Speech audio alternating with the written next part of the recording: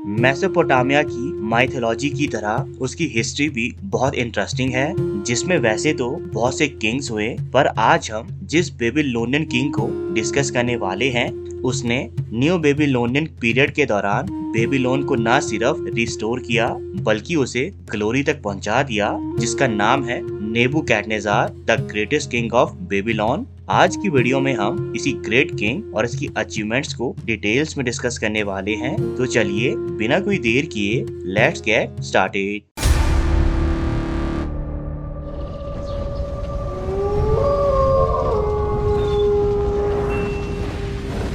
7th century के दौरान जब आयरन एज ऑलमोस्ट खत्म ही होने वाली थी, तब बेबीलोनियंस ने किंग नेबुकोडनेस्सर की लीडरशिप में माइटी असीरियन एम्पायर को हरा दिया और एक new era new Babylonian empire की शुरुआत कर दी। हालांकि न्यू बेबीलोनियन एम्पायर की फाउंडेशन नेबुकोडनेस्सर ने तैयार की, पर वो उसका बेटा नेबुकैडनेज़ार सेकंड ही था जिसने बेबीलोन को इसकी फॉर्मर ग्लोरी तक पहुंचाया।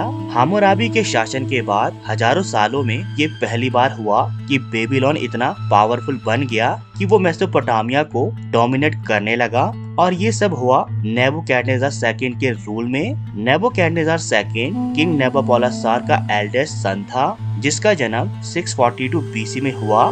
नेबुकैडनेज़ार को अपना ये नाम अपने ग्रैंडफादर से मिला, जो कि किंग अशुरबनीपाल के रूल के दौरान सिटी ऑफ उरुक के गवर्नर थे।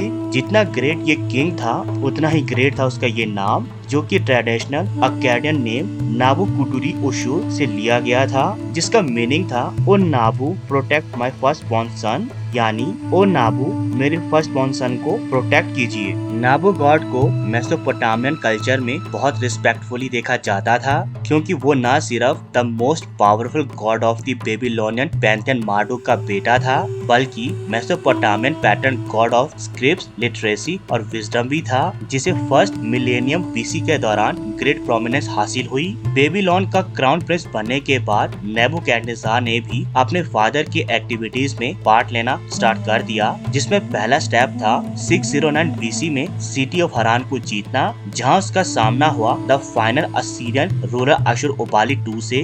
द बैटल ऑफ हरान ने न्यू असीरियन एम्पायर को अल्टीमेट डिफीट तक पहुंचा दिया, जिसके बाद नेबुकैडनेज़ार को प्रमोट कर दिया गया और अब वो अपने फादर के साथ कंधे से कंधा मिलाकर चलने लगा। अब दोनों मिलकर अपनी आर्मी के साथ असीरिया के माउंटेनियस रीजन को सर्च करने लगे, जिसमें से कुछ समय बाद उसके पिता तो वापस बेबीलोन लौट आए, पर नेबुकैडनेज़ार ने कमांडर इन चीफ बनकर अपने इस ऑपरेशन को कंटिन्यू रखा, जिसमें उसने मेजर विक्ट्रीज गेन की और बेबीलोन के स्टेटस को अपने रीजन का न्यू सुपर पावर बना दिया।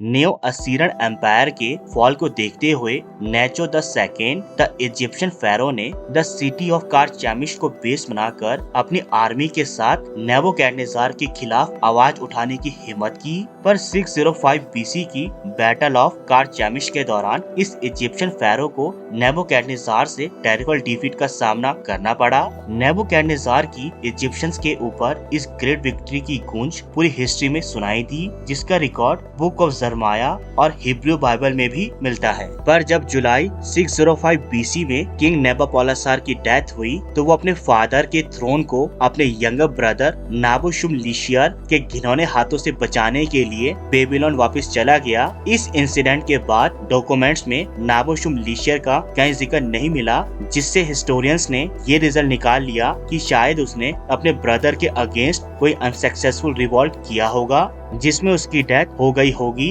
अपने फादर की डेथ के बाद नेबुकैडनेज़ार राजा बन गया, जिसके बाद उसने सबसे पहले बेबीलोन के पैटर्न गॉड से रिक्वेस्ट की कि हे दयावान मार्डुक, जो घर मैंने बनाया है वो हमेशा के लिए बना रहे, मैं इसके वैभव से हमेशा तृप्त रहूं, उसी में अपनी प्रचुर संतानों के साथ वृद्धावस्था को प्राप्त करूं और सभी क्षेत्रों के राजाओं एवं संपूर्ण मानव जाति से श्रद्धांजलि प्राप्त करूं। अपने पिता को दफनाने के बाद नेबुकैडनेज़ार अपने एम्पायर को एक्सपेंड करने के लिए फ्रंट लाइन्स ऑफ सीरिया में पहुंच गया, जिसके बाद 604 बीसी में नेबुकैडनेज़ार ने सिटी ऑफ एश्केलॉन के राजा को हराकर उसका खजाना लूटकर उस पर जीत हासिल कर ली। इस तरह बढ़ते हुए बेबीलोनियन साम्राज्य के आगे किंगडम ऑफ जुडा ने भी सरेंडर कर दिया और ग्रीक मर्सनरीज की हेल्प से ये एम्पायर पैलेस्टाइन तक एक्सटेंड कर गया। लेकिन 601 बीसी में ये प्रोग्रेस एक बार फिर रुक गई जब नेबुकैडनेज़ार ने इजिप्ट के अगेंस्ट मार्च कर दिया।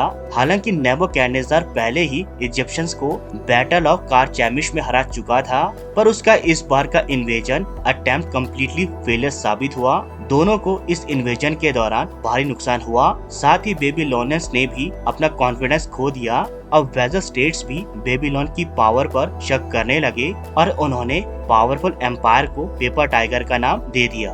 बेबीलोन में तो हालत इससे भी ज्यादा खराब हो गए, क्योंकि अब बेबीलोनियंस नेबुकैडनेज़ार के डायरेक्ट ऑर्डर्स को डिसोबे करने लगे, यहाँ तक कि उसके अगेंस्ट रिबेलियंस को भी ऑर्गेनाइज करने लगे। ठीक एक साल बाद बेबीलोनियंस ने सिटी ऑफ जेरूशलम को कैप्चर कर लिया, ये सोचकर कि इजिप्ट भी उन्हें सपोर्ट करेगा। बट जुडा किंग्स जोहाकिम ने नेबुकैडनेज़ार की अथॉरिटी को चैलेंज कर दिया, जिस कारण उसे सफर करना पड़ा। पर किंग जोहाकिम की डेथ के बाद नेबुकैडनेज़ार ने इस जगह को शमशान में बदल दिया। उसने मेसोपोटामिया के सभी रूट्स को अपना बना लिया ताकि वो अपने एम्पायर को हर डायरेक्शन में एक्सपेंड कर सके। इतना सब कुछ हासिल करने के बाद नेबुकैडनेज़ार के लिए डिफाइनिंग मोमेंट आया 589 बीसी में, जब जेडाकियास ऑफ जेरूशलम ने नेबुकैडनेज़ार के अगेंस्ट रिवॉल्ट कर दिया। नेबुकैडनेज़ार भी कहाँ चुप बैठने वाला था, उसने सिटी ऑफ जेरूशलम को पूरी तरह से डिस्ट्रॉय कर दिया, यहाँ तक कि सोलोमन टेम्पल को भी,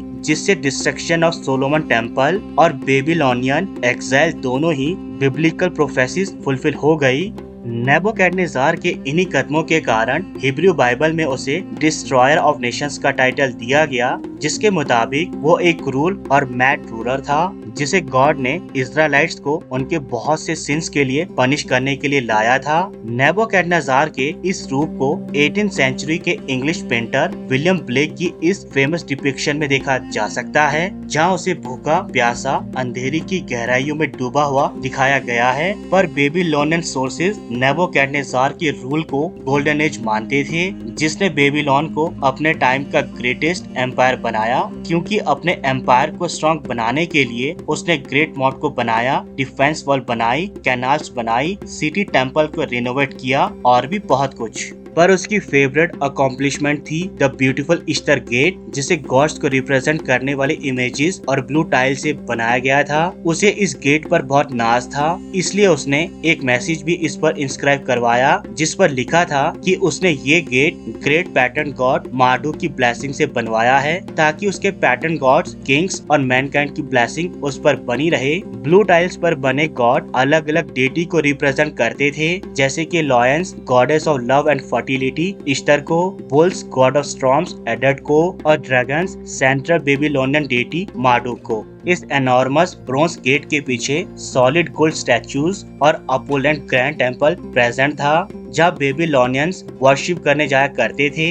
ईस्टर गेट के इतना ग्रैंड होने के बावजूद नेबुकैडनेज़ार को एक और ग्रेट कंस्ट्रक्शन के लिए मानते थे, और वो था the hanging gardens of Babylon. और आप जानते ही होंगे कि द हैंगिंग गार्डन्स को एंशिएंट वर्ल्ड के 7 वंडर्स में से एक माना जाता था। लेजेंड्स की माने तो नेबुकैडनेज़ार की वाइफ एमिटिस ऑफ मेडिया अपने फॉरेस्टेड होमलैंड को बहुत मिस करती थी, जिससे वो बहुत सैड रहती थी। उसकी इसी सैडनेस को दूर करने के लिए इस ग्रेट रूलर ने इस शानदार गार्डन को क्रिएट किया, जिसमें पिलर्स के ऊपर टेरेसेस थे और उन पर वाटरफॉल की तरह पानी गिरता था। ये garden 400 feet wide, 400 feet long और 80 फीट हाई था, जिसका इस तरह से बना होना भी किसी करिश्मे से कम नहीं था। उस वक्त ही नहीं बल्कि आज भी कोई भी ह्यूमन द हैंगिंग गार्डन की एग्जैक्ट लोकेशन की मिस्ट्री को सॉल्व नहीं कर पाया है। 43 इयर्स तक रूल करने के बाद अक्टूबर 7, 562 बीसी में नेबुकैडनेज़ार की बेबीलोन में डेथ हो गई, जिससे अब उसका एम्पायर उसके बेटे अमल मार्डू का हो गया, पर आपसी रंजिश के चलते उसे भी मौत के घाट उतार दिया गया। इन दोनों की डेथ के बाद न्यू बेबीलोन पीरियड सिर्फ 20 इयर्स तक सरवाइव कर पाया और 539 बीसी में साइरस द ग्रेट के आने के बाद अक्यूमेनेड एम्पायर में बदल गया। नेबुकदनेस्जार न्यू बेबीलोनियन एम्पायर का लॉन्गेस्ट रेनिंग और पावरफुल रूलर था, जिसके कंसिडरेबल मिलिट्री एफर्ट्स और रिमार्केबल कंस्ट्रक्शन अकॉम्प्लिशमेंट्स ने उसे एंशिएंट वर्ल्ड के ग्रेटेस्ट रूलर की तरह इमॉर्टलाइज्ड कर दिया। तो दोस्तों ये था एंशिएंट वर्ल्ड का one of the greatest ruler Nebuchadnezzar, जिसने बेबीलोनियन एम्पायर का लोहा पूरी दुनिया में मनवाया। अभी के लिए इस वीडियो में इतना ही, मिलते हैं अपनी अगली वीडियो पर। And please subscribe my channel ताकि हम एक वंडरफुल कम्युनिटी डेवलप कर सकें। तब तक के लिए गुड बाय, मिलते हैं अपने नेक्स्ट वीडियो में।